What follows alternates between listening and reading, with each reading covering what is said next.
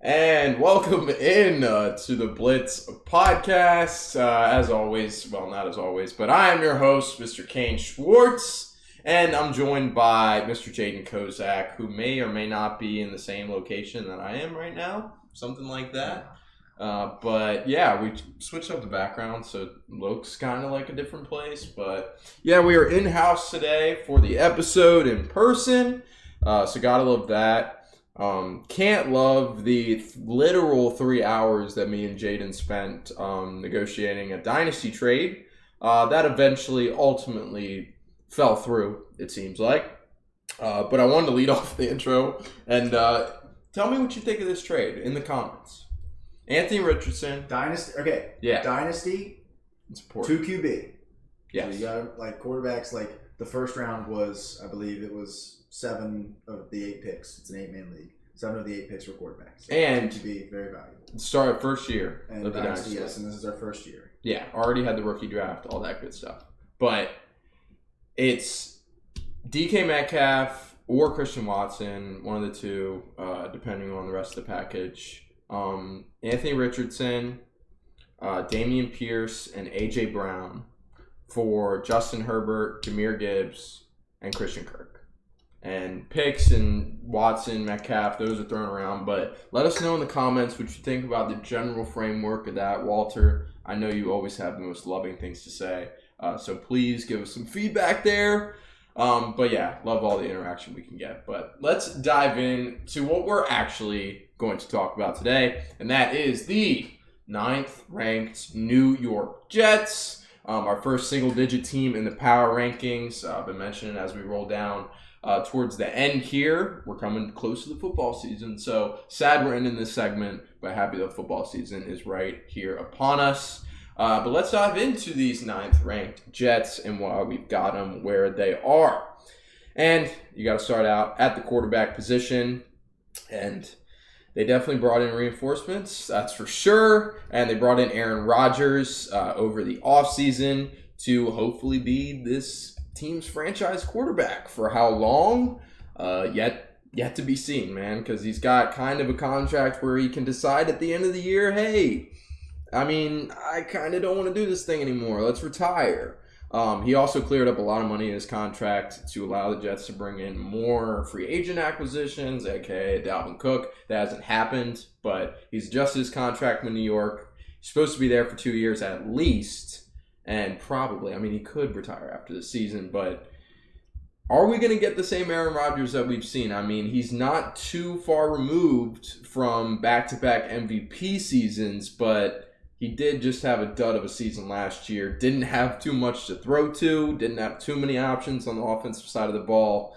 But he has a lot more this season in New York. We've got him ranked as the 7th best quarterback in football, according to Blitz Pod consensus. So what do you see out of Aaron Rodgers this year, man? Yeah, there's a lot to be excited about in New York for the quarterback position for the first time in a very, very, very, very, very long time. This is... if Aaron Rodgers plays to Aaron Rodgers type level, and I'm not even talking like 2020, 2021 MVP Aaron Rodgers, I'm talking about maybe a little bit better than last year. This is the best quarterback play that the Jets have had in a season, maybe ever, So there's obviously a lot of excitement here. This is one of the better Jets teams in a while, and that's why they go out and they go get an Aaron Rodgers. They feel like they can make a push here. Even in a loaded AFC, they feel like they can make a push for a Super Bowl run, and obviously Zach Wilson, Mike White, Chris Streveler, a bunch of other names aren't going to cut it at quarterback. So you go out and you make the big move to go get him, even if it was maybe less than a guy like Aaron Rodgers deserves, especially for 1 year. I get that because he's a little bit on the older side, but the 1 year or 2 years or however many years you get out of Aaron Rodgers are going to be damn good. You're going to be getting, we have them at 7th here. You're going to be getting top 10 quarterback play in all likelihood. For the rest of his time here, and the reason why the Jets are 9th is because Aaron Rodgers is here.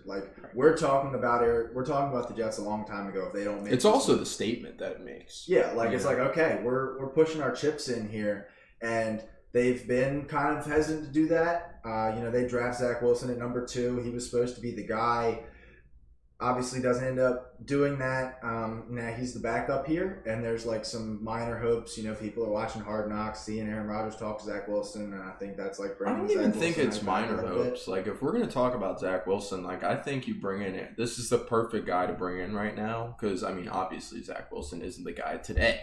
So you bring in Aaron Rodgers, and then he sits behind Aaron Rodgers for a year if he retires after this year, or 2 years at the max. And then he's 25, like, coming out of that. So similar kind of Jordan Love situation on steroids, though, because he has a lot better options in New York. And he was a lot higher draft pick and a lot better prospect coming out of college. So I know I'm falling in love with the Hard Knocks. I'm guilty of doing it every single year. But I think, this is not obviously for this year. But I think Zach Wilson he has a lot better chance of turning into that franchise guy now with Aaron Rodgers in the building than he did before. Yeah, but the thing that worries me with that is that, while he does have Aaron Rodgers and he's going to learn, we're 2 years in now already with Zach Wilson. You probably got another 2 years with Aaron Rodgers, and then you've got to make a decision on his fifth-year option.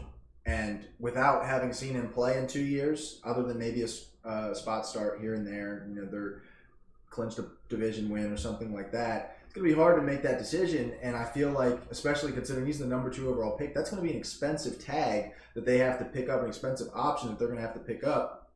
I don't think they do it.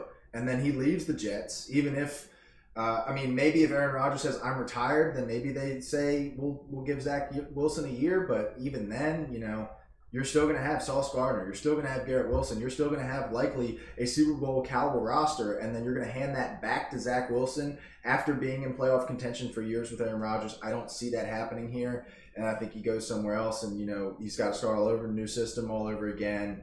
I kind of think the book's maybe been written on Zach Wilson. I think this might be it. We just saw Geno Smith be a backup for 10 years and come in and play phenomenal, so who really knows? But I think this is kind of it for Wilson. Just to recap on Rodgers, and like I said, you're going to get top 10 quarterback play from him. Yeah. I think maybe. Is that completely guaranteed though? He finished 14th among quarterbacks in PFF grade last year. He had his MVP season in 2020, which was fantastic. But he's only had 2021. Yeah, and in 2021, but he's only decreased in PFF grades since then. He had a 77.5 last year, which is ranked still out 14th. 14th. Yeah, and with the weapons that he had. Let's remember, he had Romeo Doubs, Christian Watson was Aaron there Jones. for the second half of the season. He did have running backs there that were good, and he did have a pretty solid offensive line, although no Bakhtiari, which a lot of people like to forget he doesn't have that superstar left tackle here or there. Doesn't really have that here either, and we'll talk about that in a minute, but he does have Garrett Wilson. We'll talk about that as well. But I think there might be a bit of a slow start. I think, the first couple weeks there's going to be a couple moments, where they're not synced up. Him and Garrett Wilson or him and whoever aren't quite synced up. He brings in Randall Cobb, he brings in Allen Lazard to maybe help ease that transition a little bit. But the number one option here is Garrett Wilson. Even when Breece Hall comes back as a running back, the option, your best chance of success is an Aaron Rodgers to Garrett Wilson pass. That is going to be what this offense is probably built around. And for the first few weeks, it could be a bit of a, miscommunication stuff. Rodgers is so used to the timing stuff, and he didn't really have that last year, but he had it in years prior with Devontae Adams, and obviously that took a very long time to set up. So we'll see as far as that goes, but I think he gets thrown into the media for not being a great leader. I think he's a great leader. People are seeing it in Hard Knocks now that he's not an asshole. A lot of the media makes him. If you've been watching Pat McAfee at all for the past 3 years, he's that not he's not a humongous douche. Exactly. That everyone makes him out to be. I think he's going to be great here, and especially with the media. People were worried about that going into the New York market. I think Rodgers going to thrive there. Oh yeah, because he doesn't give a shit. But to the point of this isn't going to tear me down. Right. You all can't say anything in the media that's going to bother me. He's 38. This isn't Zach Wilson where it's tearing down his confidence. He's the Joe Namath type personality. He can definitely. If anybody's going to handle those bright lights in New York, it's going to be Aaron Rodgers. So I've always been a huge Aaron Rodgers fan. I think he'll do well. 7 might be a little high. I'm sure I forget what my ranking was, but I'm sure I had a similarly high ranking, honestly. But I do see a I was world going to say, where Lawrence, 9 we can't reveal. And then 10, Kirk Cousins, 11, Deshaun Watson. I think Rodgers at 7 is fair. that's fair. Okay, yeah, we'll see, man. I mean, he's in a completely new environment this year, and for the first time in his career, his long career. So we'll see, but we feel good about it for sure, having him at 7. And we feel pretty good about this group of playmakers, too. So let's go ahead and start talking about them. You got to start out with the guy that we just mentioned, the most successful dude last year from the New York Jets, probably, and that's Garrett Wilson. Wins Offensive Rookie of the Year last year. Was an absolute beast despite playing under Zach Wilson, Mike White, Joe Flacco. It did not matter the quarterback situation. Garrett Wilson was balling out all season last year. And then another dude who was balling out before injury in the backfield, you got Breece Hall, who was having a fantastic rookie year last year, looked to be running back 1 overall in fantasy. And then he has that ACL tear. And it seems like he's recovered pretty well from all the reports. He won't be completely ramped up come the start of the season. I think I saw something around like week 5. He'll be completely ramped up and ready to go. But until then, you got Michael Carter behind him in that backfield as well. They drafted Izzy Abadakanda, I want to say it is said. But yeah, he's a solid rookie for sure. So they're stacking that RB room. And obviously they feel like, and we could talk about this a little more later, but they feel like they need a little bit of help in that RB room because they brought in Dalvin Cook to come visit with the team and everything. So obviously that tells us a little something about Breece Hall, maybe not being completely ready yet, but we already knew that. So we'll see how this running back room turns out come start of the season. But then you got a lot of other wideouts here, man. You got Alan Lazard coming over from Green Bay, probably the most trusted target among Aaron Rodgers last year. Christian Watson was probably your most explosive weapon. But Alan Lazard seemed like he gained the trust for sure of Aaron Rodgers. So he just goes over to New York with him. They still got Corey Davis in this offense running out of the slot, but we do expect Mecole Hardman, free agent signing from Kansas City, to get a lot of work in the slot as well. So they'll kind of compete it out there. And he brought over another one of his boys in Randall Cobb, who Randall Cobb and Aaron Rodgers have been together forever. And then you got Tyler Conklin, CJ Uzomah on the tight end group. Uzomah he was a free agent signing just 2 to 3 years ago. Coming off of a really impressive stretch with Joe Burrow and the Bengals. So we could see him getting reps over Tyler Conklin. Maybe we see them both on the field at the same time trying to catch passes. But, this is an exciting group of playmakers, man. There's definitely an argument to be said that they could finish above 15 come end of the year. What do you think? Yeah, the argument that is there for that to happen is Breece Hall needs to get back healthy. Like, we saw throughout the first 5 weeks, this guy could be one of the most explosive running backs in the NFL, could give you, that crazy touchdown at any given snap. Is, I think, one of the best young running backs in the NFL. The only problem is tears his ACL in week 6 last year. It's not, the report hasn't been necessarily that it's worse than they thought, but it's definitely not better. Like, it's not like he's ahead of schedule. Maybe he's a little bit on schedule, maybe a little bit behind. For an ACL injury in October, you kind of think by September, like early September, that he's ready to go, at least for a little bit. And it doesn't feel like that right now. And that's kind of why there are conversations about Dalvin Cook maybe coming in here. I think the fact that he went there, took the meeting, it's been almost 2 weeks now since that happened. I think it's dead for the most part, unless like something happens with Breece Hall and the Jets like up their offer money-wise and like, hey, look, we really need you now. Like, we thought Breece was going to be ready week 1, week 2. It looks like it might be week 6, week 7. We need a guy to bridge that gap. Maybe they call him back, but at this moment in time, unless something changes, I don't think it's going to happen. I thought it was didn't make a whole lot of sense in the first place for Dalvin to go there for his sake. I thought Miami made a lot more sense, especially considering that he could take the RB1 role there, like solidified, versus whereas when Breece Hall comes back, he's going to be splitting carries. Maybe he's looking to prolong his career, and credit to him for that. But I think for now, until Breece Hall comes back and is that RB1 again, I don't think there's like a single viable option, especially you're talking fantasy here. There's not a guy that I'd pick over the others. I think Michael Carter, Zonovan Knight, and Israel Abanikanda all just split this work pretty even. I think it's going to be about 30% snap share for each of them. It's just going to, who falls forward into the end zone, who has a big run, who gets more of the third down work on a given game. Moving to the receivers, though, Garrett Wilson, I think he's one of the 8 or 10 best receivers in the NFL. Like, I love Garrett Wilson. I think there's a chance that he could step into that, like, Justin Jefferson type conversation after this year. The Justin Jefferson conversation is weird because by most accounts, he's in a tier by himself, top. Yeah.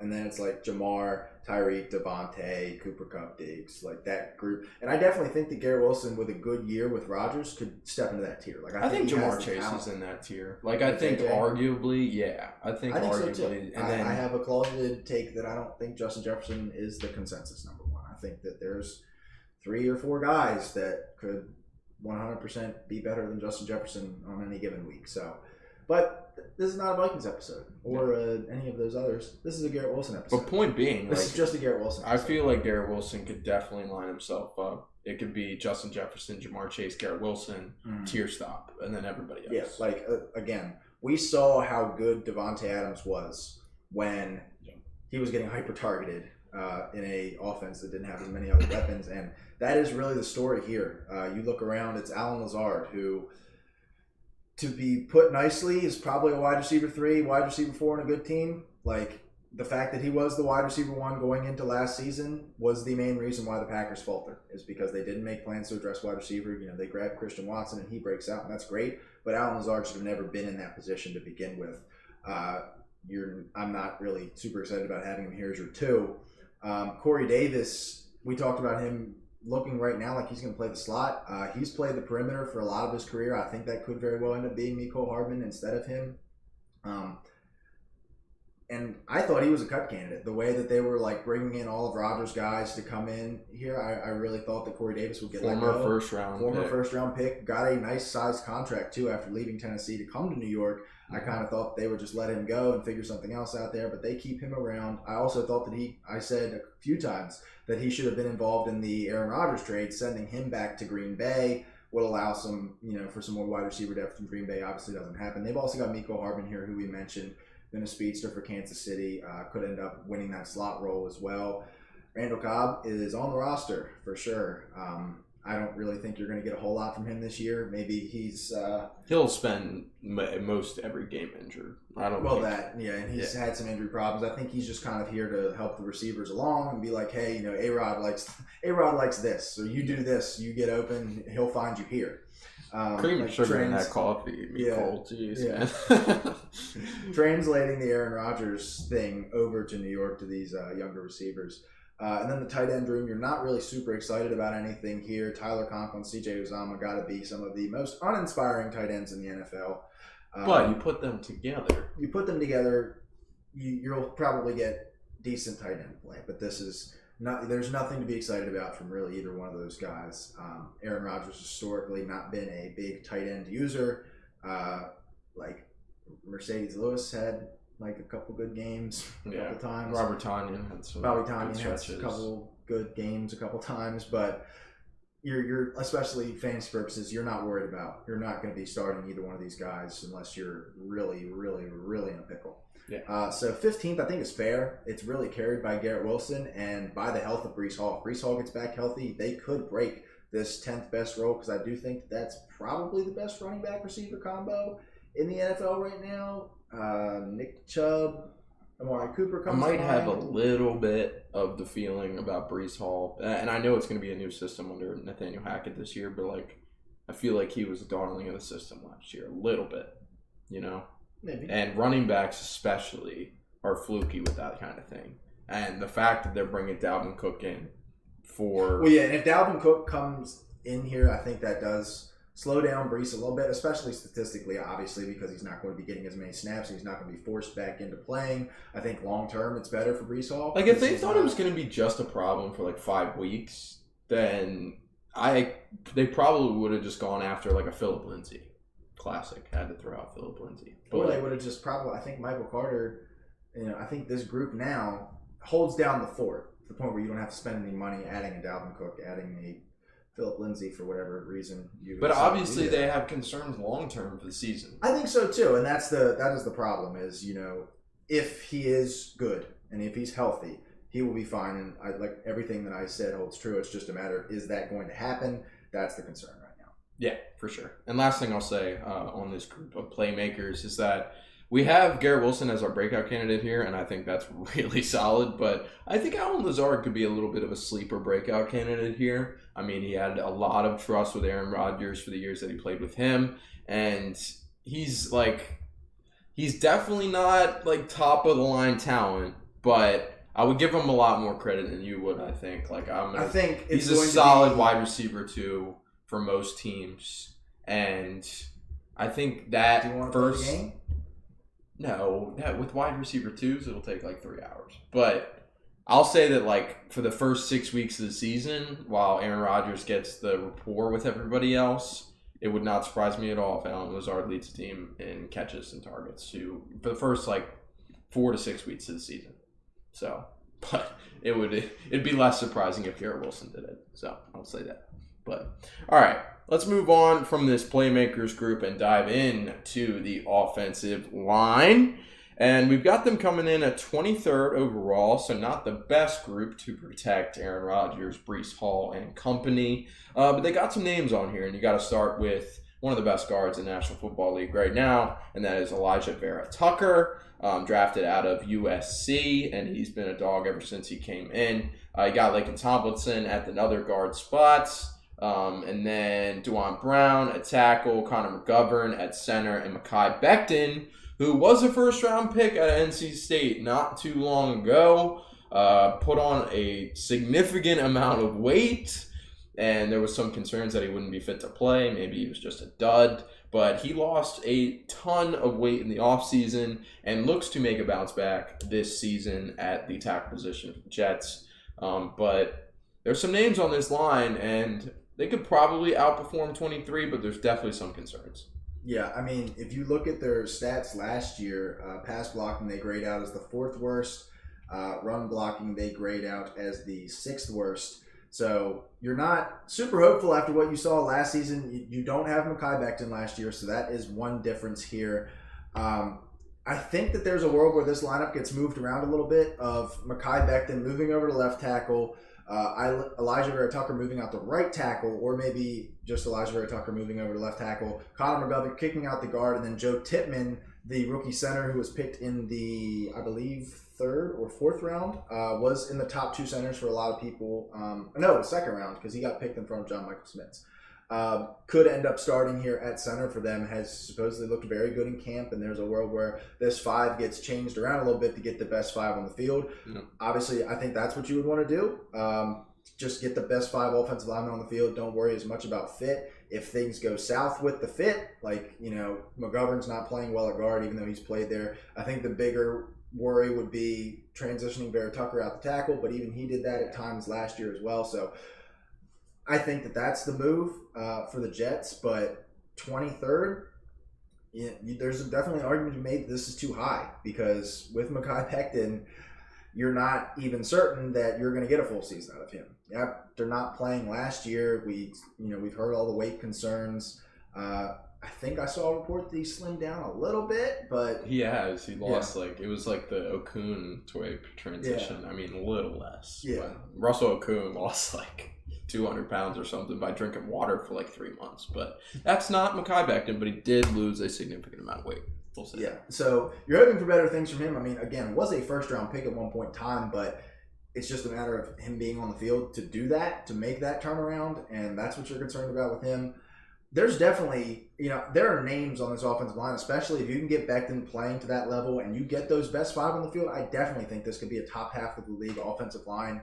I think Joe Tippmann is going to be pretty solid, even though rookie offensive linemen do struggle, just like most rookies do at any other position. I would say rookie centers tend to do a lot better, right? Like, look at Creed Humphrey. Creed Humphrey was good. Look at Tyler Linderbaum was pretty good last year. So they're on a good run throughout the NFL of centers doing well. The first center drafted in the last 2 drafts. has done pretty well in his rookie season. So maybe maybe it continues here with Joe Tippmann. It's just an underrated position, so the prospect rating might be really high, but then the centers just drop in the draft. Worst case scenario, you have a quarterback that can speed this offense up if the offensive line is struggling. Like, a la Tom Brady. Literally speed this up. Like, Aaron Rodgers is one of the slowest pace of play quarterbacks. I know, but he can't. It's not like you're bringing a rookie here to the point where they can't make those hot reads and stuff like that. Like Brady was doing last year to protect that offensive line in Tampa Bay. They kind of had to adjust the offense because they didn't really have a choice. If they did a lot more drop back passing stuff, Tom Brady's hitting the ground, and it's hard to win football games that way. I think the Jets might. If things really go south here, which I don't think they will, things do go south here, I think that they can try the more quick-hitting, quick plays, those like Devontae Adams type 3-yard out routes, just easy money. The timing's perfect, but they're going to need to develop that with Garrett Wilson to make that happen, and this offense. It's a lot of moving parts right now. If there's a reason to be pessimistic, it is this offense, as weird as it is to say, with Aaron Rodgers coming into the building. But there's a lot of things that need to be figured out before week 1. Yeah, for sure. And I'm looking at the PFF numbers here. I mean, Connor McGovern came in 10th out of centers last year in the grade. So, that's really solid. You move him out to guard. You put Tim in at center. And as you mentioned, it's about getting the best 5 guys out there. So, they could put together a group that's better than 23rd overall this season. But the outlook is not good, as we say. But let's move on to this front 7, which we've definitely got ranked a lot higher. We've got them as a top 10 group here, coming in at number 7. And as you go around the group here, first guy you got to mention is Quinnen Williams, who was kind of started, burst onto the scene with his interviews and how funny those were. But then he became one of the best defensive tackles in football. And he's joined by Al Woods on the other side. And then on the ends, you got Carl Lawson, veteran in this league. Then you got John Franklin Myers, who had a really nice season last year. And then on this linebacker core, really the guy worth mentioning here is C.J. Mosley, who's done his thing in New York ever since leaving Baltimore. But a really solid group we've got ranked in the top 10. I'm a little hesitant on that ranking, just a little bit. But this is a Robert Saleh offense or defense, and that means good things all the time. Yeah, and like I said, while it doesn't have Quinnen Williams is obviously a big name. He's one of the best really interior defensive linemen. Got paid like it recently as well as a part of that boom that happened for interior defensive linemen. Good on the Jets to lock him up, as he did have a breakout season this past year, grading at 90.1, which was 4th among all interior defensive linemen. You don't have that number 1 edge guy, and I remember that was the big conversation last year during the draft. Was Salah wants a fantastic edge. He's going to want an edge with one of those first 2 picks, because that was kind of how they built the defense in San Francisco. Obviously, you had Nick Bosa there. You even Eric Armstead kind of as a tweener a little bit, but you had dominant pass rushing, and they didn't really have that. They've signed a Carl Lawson and John Franklin Myers, but they didn't really have that number 1 guy. They ultimately don't do that, and good on them, because they probably got the best player in last year's draft in Sauce Gardner, who we'll talk about in a second. I think the hate has gone a little far on my guy, Jermaine Johnson. I think that they did draft that edge guy. Well, yeah, they did. But it was those first 2 picks where it was 4 and 10. They were they're going to, because that was the Kayvon, Trayvon Walker, Aiden Hutchinson. They were they got to walk away with one of these guys. And there was a point in time where it was Jermaine Johnson's going to go at 4 or 10 or something like that. That was the conversation at one point, which I thought was a little crazy. And again, good on them for not doing that, because they got the offensive rookie and the defensive rookie of the year from last year's class in Garrett Wilson and Sauce Gardner. You hope that Jermaine Johnson can become that guy. I didn't really see it from him last year. Clearly, the Jets didn't either, as he's walking into training camp as a backup. They brought in players to replace him, basically. Yes, but you do have solid depth here. Jermaine Johnson is a part of that. He actually grades out of 71, so not terrible. 38th out of 119 edge rushers. It could be a lot worse. I really like John Franklin Myers. I think he was a nice add, I believe, 2 years ago for them now. Al Woods, veteran signing. They even got Solomon Thomas in here as well, former number 3, 2 pick, something like that. Mm-hmm.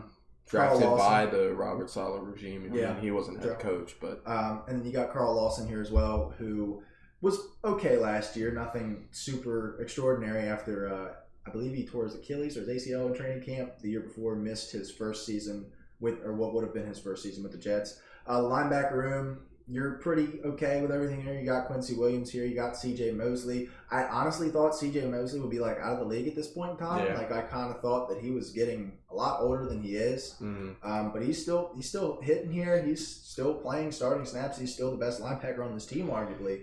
That plus the coaching that you've got here, this is going to combine for one of the best front sevens in the NFL. Yeah, for sure. I mean, C.J. Mosley grades out 30th among linebackers last year, so that's really solid. Can't complain there. But yeah, I think last thing, I know I'm falling in love a little bit with Jermaine Johnson, who's not even in the graphic here. But when they drafted him, they mentioned how they want somebody to constantly chase Josh Allen around, outside of the pocket, and his speed and athleticism can do that. So maybe they float him around a little bit more. Maybe they would you say that he's small enough to possibly play a little linebacker this season? I mean, you invested such a high pick on him that you're going to have to try different things. Yeah, but he's been a hand in the dirt guy since college, if I'm not mistaken. So it's going to be hard for him to make that transition. I definitely think that even though he is a little bit, he's a little thicker than your average edge. If I'm not mistaken here, he's 260, 6'5", 262. Yeah, that's pretty big boy. That's a pretty big boy. But I feel good about him. Linebacker. It's just he's hiding on that depth chart, and I feel like that should definitely be noticed for sure. And maybe he makes an emergence. I think considering that they don't have a number one edge and they have good depth here in Jermaine Johnson, that's my and Chris point Clemens, exactly. They're going to rotate these guys. This isn't going to be a two guys on the field 90% of snaps. It's going to be a rotation, keep everybody fresh, give everybody a shot, and really see who comes out on top here. Maybe Jermaine Johnson is the starter this time next year. Maybe he's the starter by midseason. Who knows? We'll see. But definitely an interesting group for sure, and is going to be one of the main strengths of this team. Yeah, for sure. All right, let's move on from the front seven and dive into the second half of this defense. And it is one of the best defenses in football, if not the best defense, and it's led by this secondary, as we have them coming in at first overall among all groups, and I think that's our first number one rating we have. Yes, it is. It's a little different because there's a little asterisk applied to it, because just a little bit of a spoiler, we did have the Dolphins in front of the Jets for secondary. We had the Dolphins as our number one secondary going into, these rankings were made in May, June. If you've been watching on the Instagram, if you watched the last episode, we did have to move the Dolphins back a little bit after the injury to, superstar corner, Jalen Ramsey, who was supposed to be, that was your big move. They went out and they got Jalen Ramsey this offseason to be the number one corner for that team, and adding Jalen Ramsey to an already solid secondary with Xavier Howard, with Javon Holland on it, that's going to move you up to number one. But when you take that guy back away, we gotta move them down a little bit. So the Jets and Seattle moved up from 3 to 2, Denver moved up from 6 to 5, and the Jets move up from 2 to 1 here. And if you look at it, it does feel like it's a little heavily weighted by Sauce Gardner, who we talked about a little bit, was the number 4 pick last year, defensive rookie of the year. You could 100% make an argument that he's the best corner in the league after 1 year, which is crazy, and you don't hear that very often. We saw the guy get picked 1 pick ahead of him in Derek Stingley. There's not a word anywhere about Derek Stingley. Hurts my heart because I had Derek Stingley above Sauce. But that proved me wrong, and again, I said it during the Texans episode, I still wouldn't be surprised if Derek Stingley's a top 10 corner in the league. It just didn't happen immediately. He's taking the normal career path. Sauce Gardner is just an alien. He was fantastic in year 1. Again, graded out as the number 1 corner, if I'm not mistaken. Yeah, number 1 corner last year. And the Jets graded out as the number 1 coverage unit as a result. You look here, you see Sauce, you see DJ Reed. I think that's one of the 4 or 5 best CB duos in the NFL. Especially and with DJ Sauce Reed there. could DJ be Reed, super cornerback underrated. 1 on another team. And the thing is, DJ Reed was pegged as a slot guy because of his size, as a guy that can only play slot corner. They moved him out to perimeter, and he realized, well, he can hold up there. And I think that happening is going to allow much smaller corners that have played slot corner their entire life, because that's the hole they've been only able to fit through by the coaches, I think they're going to get more shots on the perimeter. You know, there'll be some guys that don't work out, just like there are big guys at corner that don't work out. And I think you consider putting DJ Reed at the nickel, like if you were like. Well, Michael Carter, like that. Michael Carter is now exactly. moving into that slot role where they were playing him on the perimeter some last year as well. He finally gets to fill directly into that slot role. He played a really good season. And did play very well, was a big part in that coverage grading towards the top. The safeties, name-wise, you know, Jordan Whitehead had a couple solid seasons for the Bucks. Is here now. I believe he was a 2021 free agent signing, maybe 2022. But you feel okay about him. And just like it's a middling safety room. Like that's just kind of what it is. Like Tony Adams is a guy. He's here. I think there's a solid chance Adrian almost takes over that starting. Yeah, and that's another thing. You got him not buried on the depth chart, but he was a little bit later stage signing. Who had a bad season last season? Yeah, wasn't very good. He's a name for sure. Yeah, and I think that at worst he pushes them. You know, as a vet, brings some. You know, he's been in the league for nearly 10 years now. Has played in multiple different schemes as well. I thought that he was signing with the Eagles because I went to a Sixers game in January or like March or April, and he was there. And I was like, the fact you can recognize I got something here. Adrian Amos is here. But he ends up signing with the Jets. The fact that you can recognize him in public is wild. Yeah. I don't think I'd be able to. It took me a minute because I was like, is that? Yeah, it always does. Is that? And because I mean, what are the odds that they're showing him on the jumbotron? Yeah, that's true. But we do again. I have to put the asterisks in there because it is important. You know, it's worth noting. But by default, they're sliding up here to number one. And by no means am I saying that they aren't deserving. I'm just saying maybe why they're here for those that have some questions. Yeah, for sure. But they definitely can back it up with that number one overall ranking. And the defense is the strength of this team. I mean, that's no doubt about that. Like you said. And I mean, the side of the ball to be more pessimistic on is the offensive side. And a team where the defense is the strength and Aaron Rodgers is the quarterback, probably going to be pretty successful. Yeah, exactly. And it gets even better when you talk about this coaching staff. I mean, we've got them ranking out at 18. I was about to say, we're going from the first ranked secondary. Yeah. I don't know if we're saying getting better. Yeah, but when you're talking about Robert Saleh, who was probably one of the best defensive coordinators that we've had in the past decade. I don't think that's the last couple of years for sure. Defensive coordinators, like there aren't too many guys. Like if you do some counting here, guys with defensive backgrounds. He's one of the only head coaches remaining, and he's one of the highest. You know, I'm looking here. No. Yes, Vrabel. Dan Campbell is like a half. No, because he was a tight ends coach. Yeah. But he doesn't like do like offensive, like he doesn't bring his own scheme. But Vrabel, Pete Carroll comes from a defensive background. Mike Tomlin, Bill Belichick. That's four coaches that are in front of him with defensive backgrounds. Obviously, there are some that haven't been released yet. But Eberflus. Yeah, but he's down at 31. Yeah, no, yeah. That's kind of the point here is that. You know, Robert Saleh has formed a coaching pedigree now and has built a coaching staff around him being a defensive-minded head coach, which is very hard to do in the NFL now. Like, I think 2/3 or some stat like that, if the coaches in the NFL come from an offensive background. So to rank at 18th with a defensive background, that's very impressive to do. I think he's built a nice culture here. I think, you know, everybody's going to be a little bit higher on Robert Saleh because of Hard Knocks. They get to watch him do all the background stuff. They need to just make Hard Knocks available for all 32 teams. They just need to one season just be like, all right, we don't give a fuck what you're saying. We've made enough money this year. Here's like $5 million for each team. We're putting a camera in every locker room. Like that's just going to happen, and you're going to have to deal with it. I would love that. And dude, imagine if there was like 8 hours of Hard Knocks footage for every team every offseason. Oh my god. I wouldn't. I'd have to drop out of school. I have to find time. Everybody would be watching Hard Knocks to be looking for all the stories. Yeah, like all the stories, all the fans. That's how you get your news. Like last year with like DeAndre Swift, where it's like, oh, we think he can get 1,000 receiving, 1,000 rushing, and it's like that. There's like 8 of those throughout the league, and everybody's like, dude, imagine how much fantasy ranks and shit like that would move. Oh my god. Yeah, I mean, Salah coming over from San Francisco 3 years ago now, I think. Something like that, yeah. So he's been here for a little bit.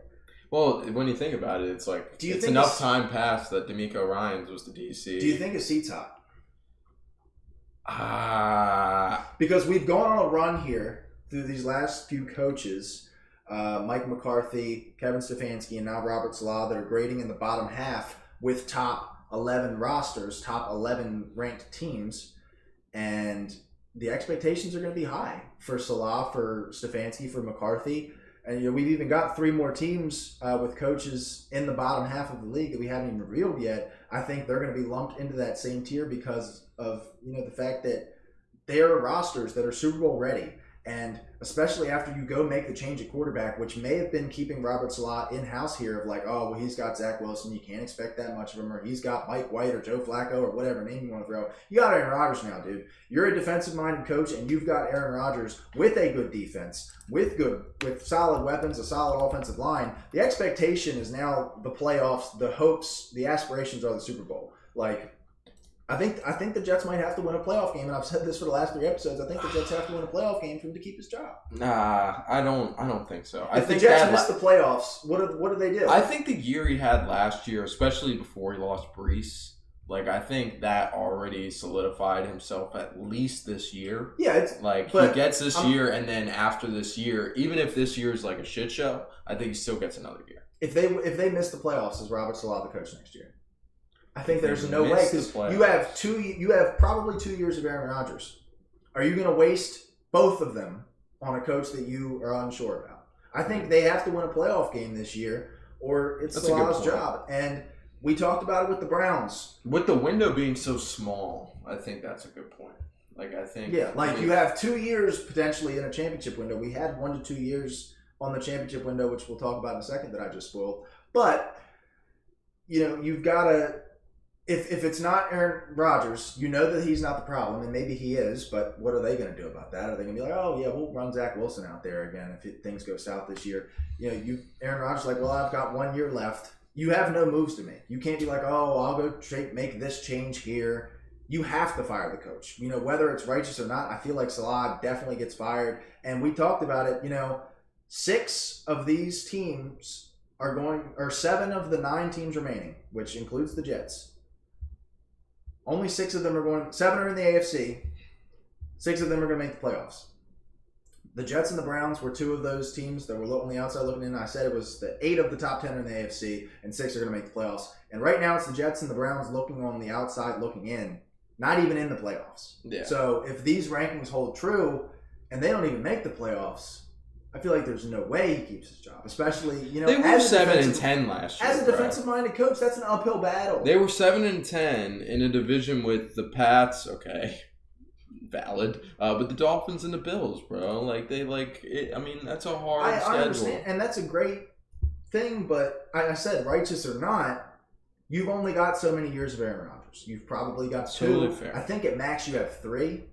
Yeah, at the very, very most, you've got 3. But if things go south this year and, they stumble into a wild card appearance and they get bounced early in the playoffs, I think they let him go because you want to opt for an offensive-minded head coach. You want to get, I do think that Aaron Rodgers likes Saleh, but do they even maybe promote Nate? Yeah, that's what I was going to say. That's probably what's going to happen. Another shot, which would be absolutely crazy because within 2 seasons, Nate Hackett would have put together one of the worst head coaching campaigns. Don't come at me, Aaron Rodgers. I don't want You're quoting Sean but put together one of the worst coaching seasons that we've seen in a very long time, and then gets another head coaching job because Aaron Rodgers is his guy, and I'm sure they want to make Aaron Rodgers happy.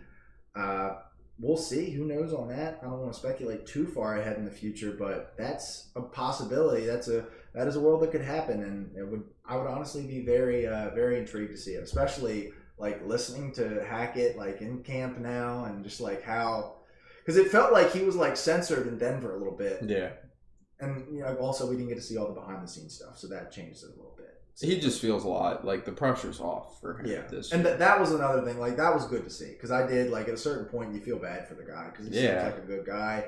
And it's just every week. He's one of those fun head coaches too. Yeah. It sucks that had to happen. But this is a businessman. Yeah. But he has another shot to do it if Saleh gets fired after this year. I don't think I mean, if it goes to like if they get like 2 wins, obviously he's done. Yeah. But I think if this team doesn't make the playoffs or loses in the first no round, way. If they bring in Aaron Rodgers and they don't, because 7-10, they missed the playoffs. I think by it's a point in debate. It's a point in if debate. they don't, that's not an improvement. If you miss the playoffs again, you didn't improve. And if they don't improve after making the biggest quarterback jump from Zach Wilson to Aaron Rodgers, Giving up a significant amount of capital to do it too. Like, yeah, and I mean it's not like you're giving up a lot of players. They gave up draft picks. Right. Like if they don't make an improvement, I feel like there's no way, especially in New York and that media market. Like you can't hold on to the guy that's not putting results on the field. That's fair, but I would say the same thing about Brandon Staley. Like, if you're saying this about Salah, then Brandon Staley should have been fired like 1 to 2 years ago, bro. Maybe we'll be saying about Brandon Staley. Who knows? Yeah, that's a good point. But all right, let's move on from the coaching and let's dive into the schedule. And our outlook for the season doesn't look any better because of the schedule, because they come in at the 6th hardest schedule in the National Football League. Vegas has their over-under at 9.5.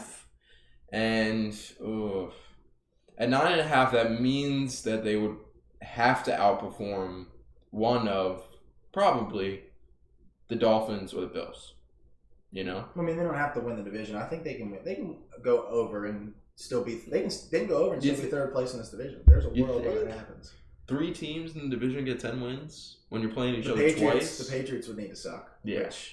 That's fair. Like one of these teams is going to win less than 7 or 8 games, because I do think that one of these teams in this division also wins like 11 or 12. Like these are very good teams. There's a reason why the Jets are the 3rd team that we've released, or only the 2nd team that we've released. We've still got 2 more to go, and they're 9th, which means the Dolphins and the Bills are still left here. They're going to be in the top 10. This is a very tough division. Like this is no joke here. And this very rarely, basically all gas, no brakes until week 13. Did you just make a Jets hard knock? I did, bro, and I didn't even realize that. Wow, I am the man. Very rarely do you see a team that finishes 4th in the division, because the schedule is based off of their last season's performance and where they placed in the division. They placed last, and they still have the 6th hardest schedule in the NFL. They're playing all the last place teams from all the other divisions, and this is the result. Like that's like I said, it's all gas, no brakes until week 13. Because I mean, you got a couple of duds in here, but you start with Buffalo, then you go Dallas, and you got New England in week 3, which is always a tough matchup. Like Bill Belichick, you never know what's gonna happen. You got the Chiefs at 4. Then, good God, you got the Broncos, who I mean, you're probably favored in that game, but there's a world where Sean Payton rips off 4 wins in a row to start the season. The Broncos look legit, like they were supposed to last year. And then you play the Eagles, you got to bye. Then you go play Brian Daboll and the Giants, the Chargers. The Raiders will be a nice dub. But then the Dolphins, or Buffalo, then the Dolphins. Oh my God! Then you play the Dolphins again in week 15, and you've got Washington. Week 16, 17, 18. You definitely eases off. But goodness gracious. I just realized that there's a little red tab hanging off of the Chiefs there, and I'm probably just going to resign. Puts emphasis on KC, man. It's a tough matchup. I'm a little upset right now. Didn't pick that up. I was in a rush to get out of the house yesterday, and It's okay. I think I'm just going to... It's still just as colorful, man. And we've got a seriously colorful schedule here. Probably put it at one of our most colorful, to be honest. The orange and red being back-to-back a lot of times. Right down the middle, though. Oof. You get a Giants blue. The differing blues. The powder blue, navy blue, and royal blue. Mm-hmm. You get 2 royal blues, too, with the Giants. You get 2 different shades of royal blue there. It's rough. It's rough. That's tough sledding. Official over-under prediction. I'm going to go, God, man. I mean... This is a rough one. You brought up a little bit of a take yesterday that I might agree with a little bit. I might and I'll go under. I might as well unload the chamber on it then. Yeah, I will go ahead. Because that's why I'm going to go under here. I think there's a world where this is this year's Broncos. For so long, the Jets have been, just give them a quarterback. They need to get a quarterback, whether it be through the draft, whether it be getting one of these veterans. And the Broncos were like that for a very long time. And then they do it. They get the Broncos get Russell Wilson. The Jets go get Aaron Rodgers. And while there wasn't a coaching change here in New York, Nate Hackett is here. He's in the building. He's going to be wearing Jets colors the same way that he was wearing Broncos colors in Denver. The parallels are kind of similar. I think Breece Hall and Javonte Williams, you probably feel the same about them as a player. Obviously, the injury makes things a little bit different. They both have exactly one really good offensive lineman in Elijah Vera-Tucker and Garrett Bowles for both teams. They also had a all-pro level corner going into year 2 in both seasons.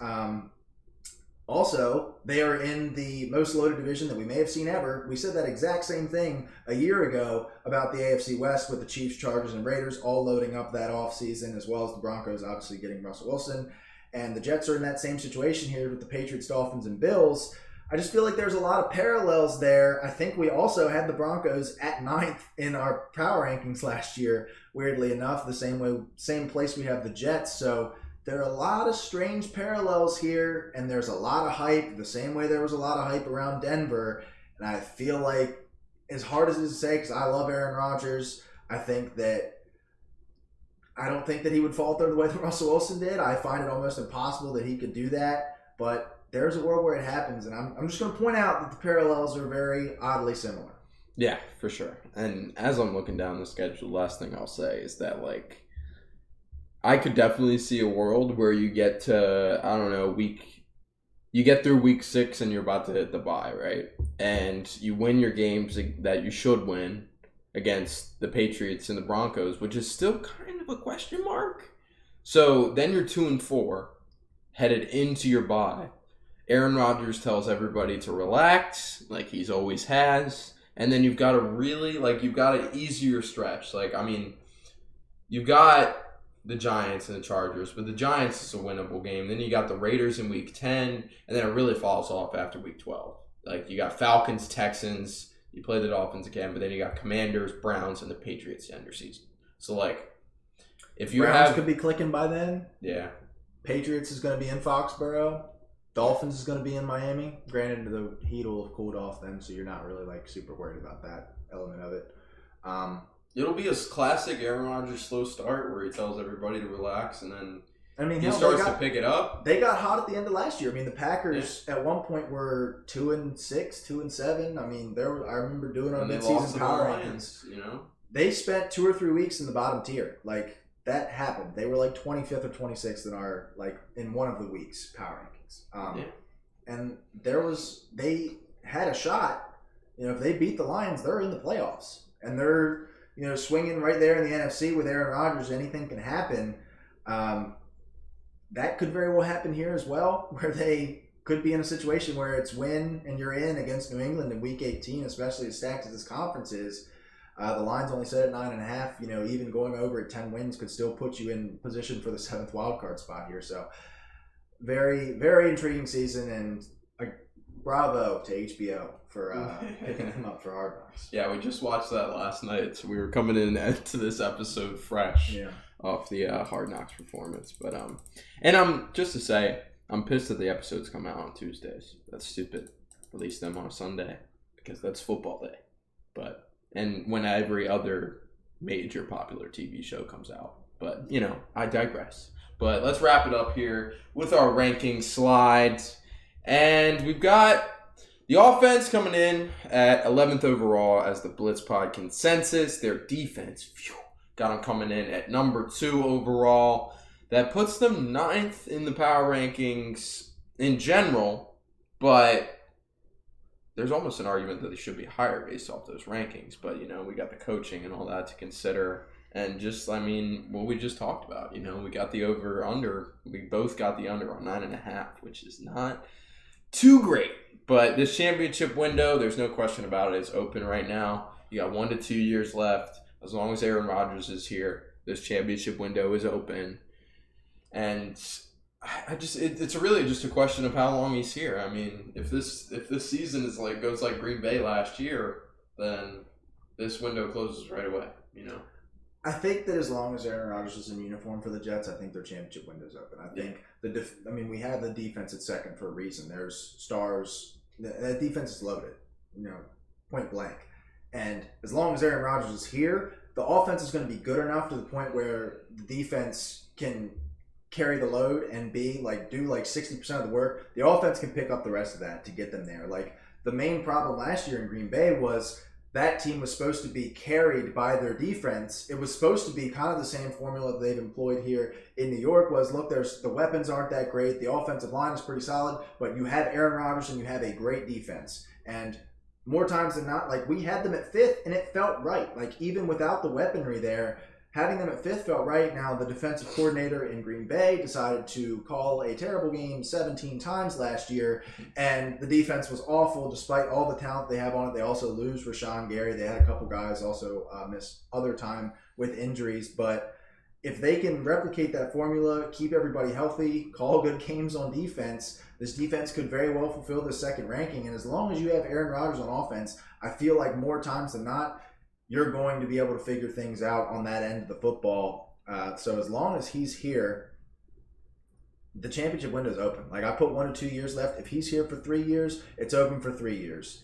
If he's here for 4 or 5 years, it's open for the next 4 or 5 years, as long as this core stays intact. Then, the best part about it is the 2 best players on this team that aren't Aaron Rodgers are Garrett Wilson and Sauce Gardner, and they are heading into year 2. In the NFL, both get a 5th-year option, so they are under team control for the next 4 years. So, if Aaron Rodgers wants to play another 4 years, he'll have those 2 guys with him. Yeah, that's for sure. And I still think there's a world where maybe Zach Wilson looks a lot better after 2 years under Aaron Rodgers, and then maybe that championship window stays open with Zach Wilson because of the surrounding parts. But I mean, one thing's for certain: as long as A-Rod's in town in New York, this championship window is open for the Jets, and that's something that Jets fans haven't been able to say since I've been alive. Yeah, ever. But I mean, Joe Namath won a Super Bowl in Super Bowl III, and I will say I think the championship window may have been open in 2010 with Mark Sanchez. They made an AFC championship. Oh, dude, I don't know. Bart Scott. I mean, LaDainian Tomlinson was on that team. Steelers, had to put that to rest, of course. But Darrelle Revis was on that team. But you can't on the hall. Yeah, for sure. Dude's looking a little fat. Dude, I was about to say something. I refrained. Oh, man. I refrained. I'm sorry, Darrell, bro. It's Revis Island. Do not disrespect. Dude, it's Revis country now, bro. It's that is a unit of a man, bro. He ate the old Darrelle Revis, but I'll digress. He's one of the best cornerbacks of all time, if not the best cornerback of all time. I was literally shook up, though, by how big he was. I was like, is that Darrelle Revis or is that a imposter? So, anyway, great dude. I don't want to end the episode on that. I'm just saying that this Jets team hasn't been able to be hopeful in a long time for 21 years of life for me. And this is the first time where they feel like they have a legitimate chance at playoff success this season. So we will watch closely this season, watching the New York Jets, but it'll be a good time as we roll through the rest of these power rankings. Got 8 teams left. It's kind of sad, but, football season is here, boys. So we will catch you later. Peace.